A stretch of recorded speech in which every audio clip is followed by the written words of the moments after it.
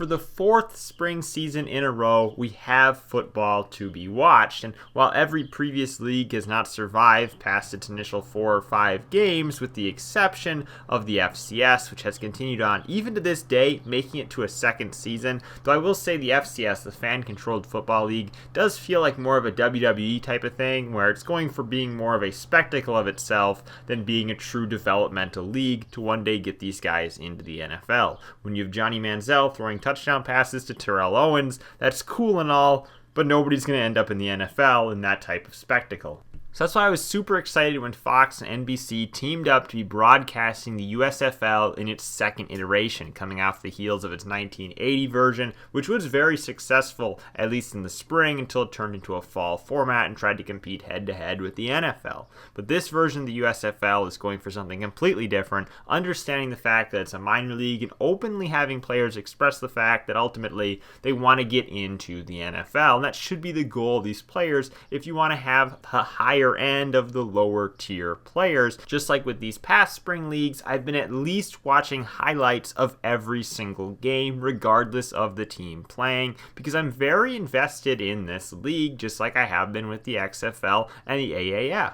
I enjoy the total amount of wonder around a team formed of completely random players who really, for the most part, have no past experience playing with one another, with a few exceptions, and the fact that they are all truly wild cards. You don't know what to expect out of any of these players. It's just as likely that a kicker will miss, let's say, 20-yard field goal at the end of regulation to lose their team the game, as it is likely that a team's first-round draft pick quarterback will be cut before the first game even kicks off. They truly didn't seem like they knew very much about these players, obviously outside of maybe their college careers, which for some of these players are already 2, 3, maybe 4 years behind them and are not a good representation of where they're at today. To me, I've watched these leagues almost with the interest that somebody would watch a reality TV show, where these players are all contestants trying to make it on to ultimately winning a spot in the NFL. And while it's not quite that clear-cut, NBC and Fox did really lean into sort of a reality show aspect of this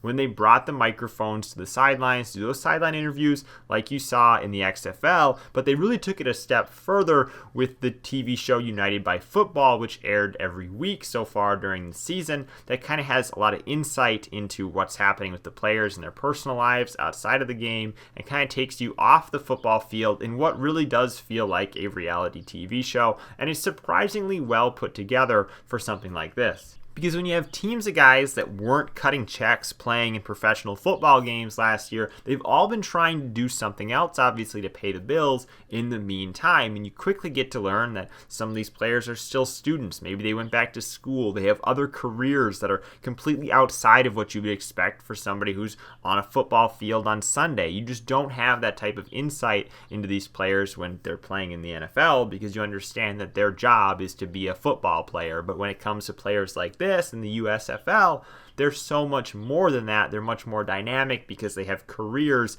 that go well beyond football, even taking into account things like playing other sports, which I think is really cool. And the fact that the United by Football show has been able to portray this so much in like a documentary Hard Knocks type of way is really cool to me.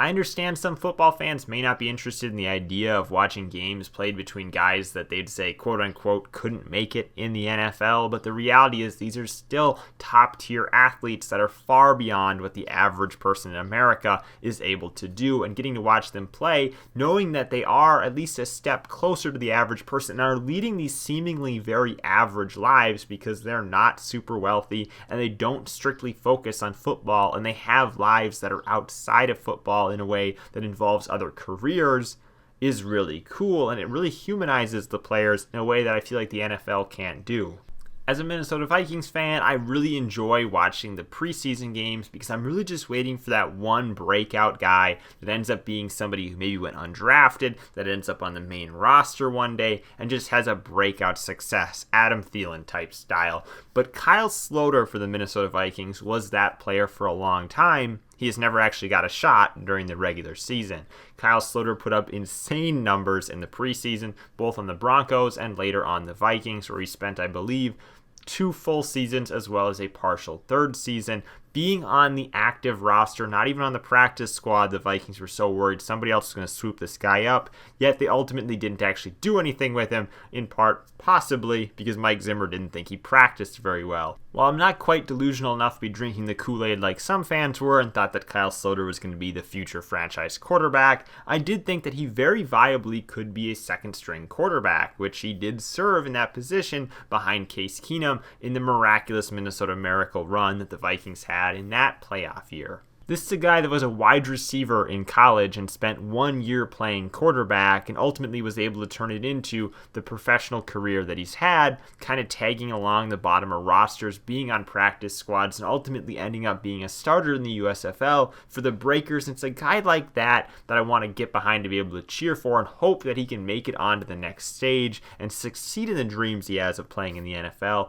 even if it's just being a consistent second-string quarterback behind another starter. There are so many players like Sloter in this league and so many stories like that I think really deserve to be uncovered, and they're doing it in that United by Football documentary series, so which goes beyond, even just the stories that the announcers are telling during the game, that I think really does bring this to a more grounded level and make it overall a much more enjoyable viewing experience, because then, again, the same way a reality TV show or game show would operate, these players are closer to the average American, but are much farther apart in terms of athletic ability. But it just seems to be perceived that way because, again, they have regular careers outside of football. So be it the USFL or the upcoming hopeful return of the XFL, I hope one of these spring leagues sticks around for the duration of not only a full season, but future seasons, and continues to offer this type of opportunity to players and this type of insight and viewingship to fans who just want to see some football played relatively year-round.